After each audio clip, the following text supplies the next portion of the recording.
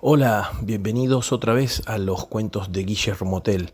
Hoy vamos a seguir con los distintos capítulos del libro Mentiras, Fantasías e Iniquidades del Imperio de Speleta y sus estados satélites. Como ustedes recordarán, en nuestra emisión anterior habíamos llegado hasta el capítulo 8 y hoy vamos a arrancar con el capítulo 9 llamado Oscarcito. Oscarcito, según como lo llamaban sus progenitores, era el único hijo de un matrimonio ya entrado en los 40 años, circunstancia de la vida en la que finalmente lograron concebir. Habían hecho múltiples tratamientos para lograr embarazarse y finalmente, tras muchos esfuerzos, lo habían alcanzado ya sobre el final de la vida fértil de la esposa. Según sus palabras, el nene era un angelito. Por fin, después de tanto buscar y cuando las esperanzas parecían ya vanas, la vida les sonreía. Tenían un hijo hermoso y saludable y todas las posibilidades de poder brindarle el amor y el sustento que un hijo se merece.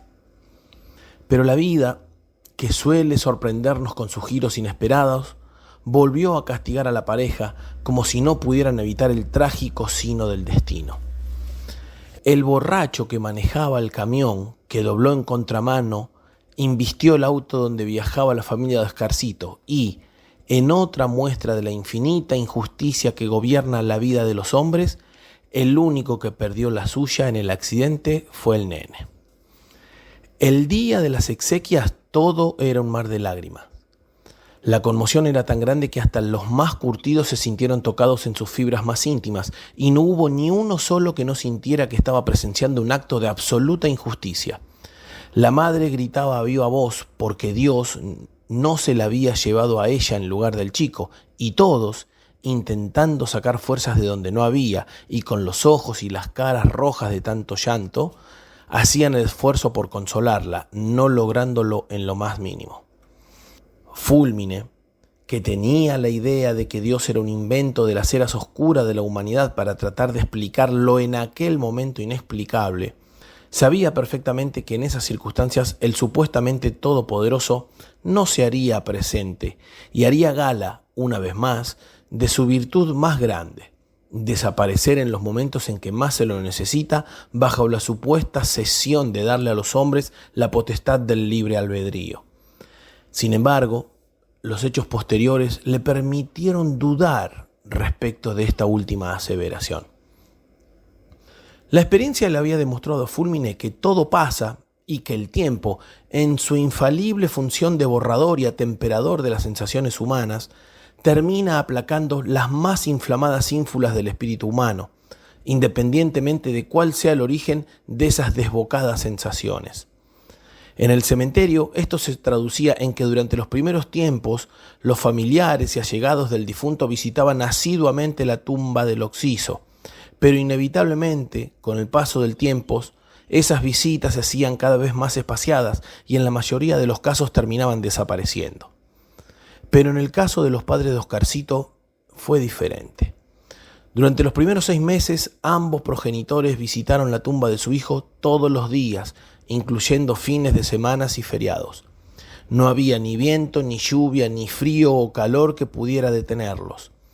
Tan asiduos visitantes eran que ya habían establecido una cierta familiaridad con los empleados del cementerio y en especial con Fúlmine, con el cual solían platicar sobre los temas más diversos.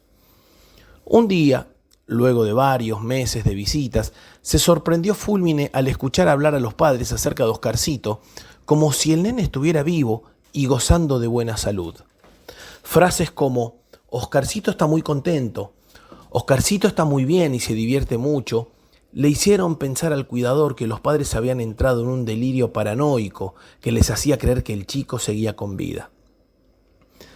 Estos síntomas ya los había percibido Fúlmine en muchas otras personas y lamentablemente no le sorprendía que la mente humana pudiera torcerse de los carriles habituales frente a un dolor tan intenso. Pero lo más llamativo era que los dos padres habían enloquecido a la vez y esgrimían, a la hora de hacer comentarios acerca del chico, los mismos delirios, lo cual evidenciaba una paranoia en conjunto, o, por lo menos, una muy buena sincronización de la locura. Con el paso del tiempo, empezaron a traer juguetes a la tumba del chico. Para que se entretenga era la excusa. Fulmine no tuvo reparos en seguir el juego de los padres y sencillamente los dejó hacer. No obstante, con el transcurrir de los meses, empezó a percibir objetos fuera de lugar en las cercanías de la tumba de Oscarcito. El cuidador asumió que se debía al constante peregrinar de los padres y que éstos, en algún movimiento no del todo cauto, habían corrido objeto de las tumbas vecinas. Las primeras veces Fulmine los acomodó. Floreros, pequeñas placas recordatorias o sencillos retratos de los difuntos aparecían desparramados por las cercanías y él los volvió a acomodar en su lugar original. Pero al cabo de un par de veces se vio en la obligación de pedirle a los padres más atención con respecto a los vecinos de su hijo. Estos volvieron a sorprender a Fulmine con su respuesta.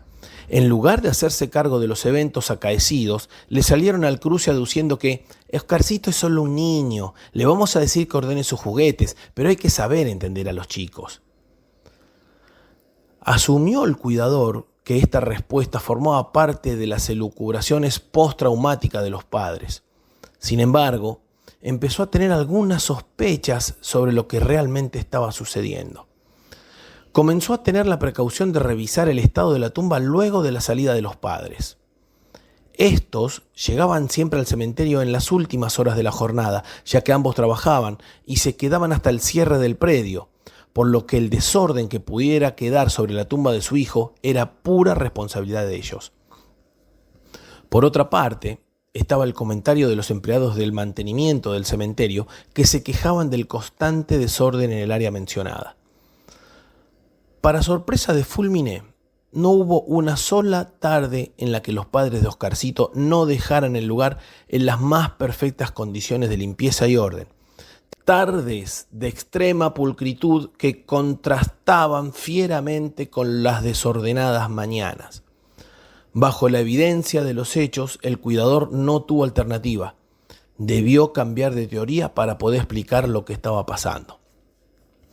Pensó en animales que merodeaban la zona por las noches, pero eso no explicaba por qué solo se desordenaba esa tumba. Pensó en ladrones que revolvieran el lugar en busca de placas de bronce, pero todas las noches en el mismo lugar. Imposible. Pensó que el viento podría mover los juguetes, pero noches de serenidad pasmosa, donde no se movía ni una hoja, contrastaban con mañanas de desparramo total. Contarle a los padres lo que había descubierto, consideró que no era lo adecuado, porque si estos ya lo habían sorprendido con respuestas incómodas, no esperaba que sus descubrimientos ayudaran a la cordura de la pareja.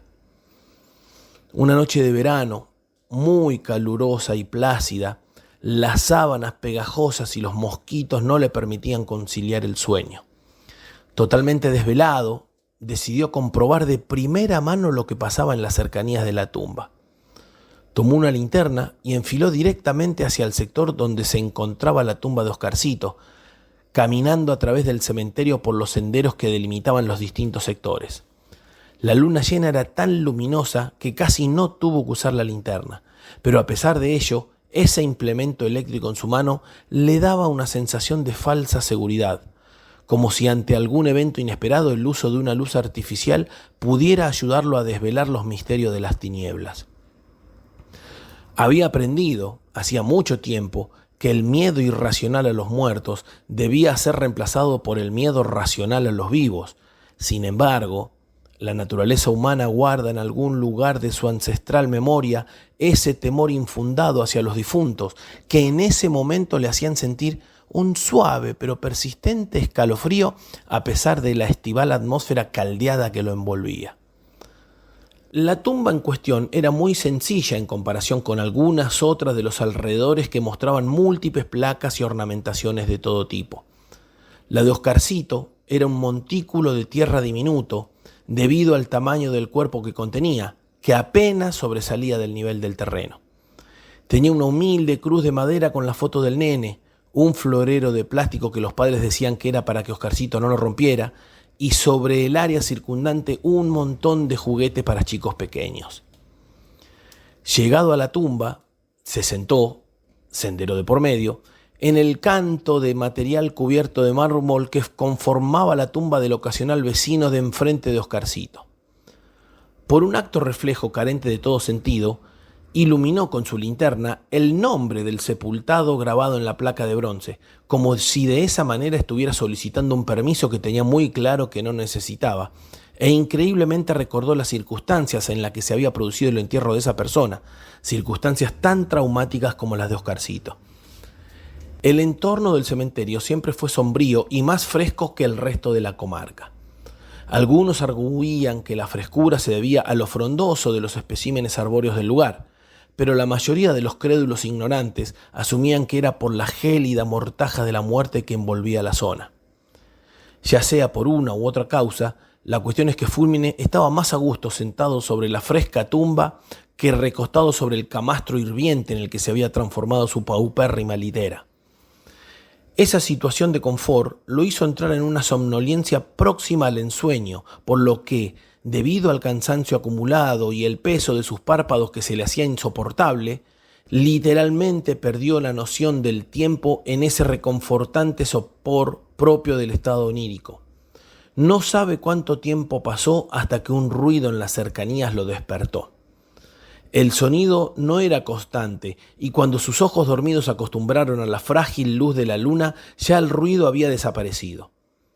Atento al reciente hecho, sus ojos se posaron automáticamente en los juguetes que estaban sobre la tumba del nene. Primero pensó que sus ojos dormidos no estaban siendo fieles con la realidad y que, ayudados por la media luz reinante, no estaba percibiendo las cosas tal cual eran. En ese revoltijo de ideas confusas que suelen generarse cuando uno se despierta intempestivamente en un lugar donde habitualmente no duerme, no lograba distinguir si estaba realmente despierto o aún seguía dentro del sueño. La cuestión es que veía claramente cómo los juguetes se movían solos. Nadie los impulsaba en sus movimientos. Iban y venían por los alrededores de la tumba del nene como si efectivamente algún pequeño los estuviera usando para entretenerse. Impávido ante los hechos, increíblemente no sentía miedo, sino curiosidad. Nunca, en años de contacto con la muerte, había visto semejante fenómeno. Se quedó absorto, contemplando el ir y venir de los juguetes, hasta que debido al tránsito de la luna por el límpido cielo estival, un haz de luz plateado fue a dar sobre la zona de los juguetes movedizos. En ese momento su sorpresa se hizo aún mayor.